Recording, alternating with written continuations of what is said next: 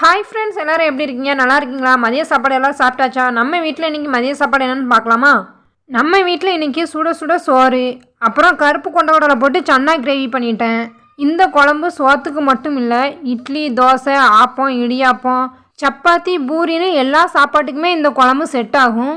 நான் இன்றைக்கி நைட்டு தோசை சுட்டு இந்த கிரேவி வச்சு ஒப்பை தரலான்னு நினச்சி இந்த கிரேவி பண்ணியிருக்கேன். அப்புறம் ஒரு அவிச்ச முட்டை, அப்புறம் ஊர்லேருந்து கொண்டு வந்த வத்த குழம்பு. சன்னா கிரேவிக்கு சைடிஷாக வத்த குழம்பான்னு நினைக்காதீங்க. வத்த குழம்பு காலியாவது வரைக்கும் எங்கள் வீட்டில் என்ன குழம்பு வச்சாலும் அது கூட வத்த குழம்பு கண்டிப்பாக இருக்கும். நாங்கள் அது சாப்பிடுவோம், எங்களுக்கு அது பிடிக்கும். அது கூடவே மாங்காய் ஊறுகாவும் அப்படி தான். மாங்காய் ஊறுகாய் காலியாவது வர எல்லா குழம்பு கூடயும் மாங்காய் ஊறுகாவை சாப்பிடுவோம். ஏன் ரசத்து கூட மாங்காய் ஊறுகாயை நாங்கள் சாப்பிடுவோம்.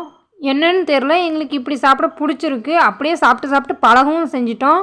ஓகே ஃப்ரெண்ட்ஸ், இதுதான் எங்கள் வீட்டில் இன்றைக்கி மதிய சாப்பாடு. உங்கள் வீட்டில் மதிய சாப்பாடு என்னென்னு கமெண்டில் சொல்லுங்கள். Thank you friends.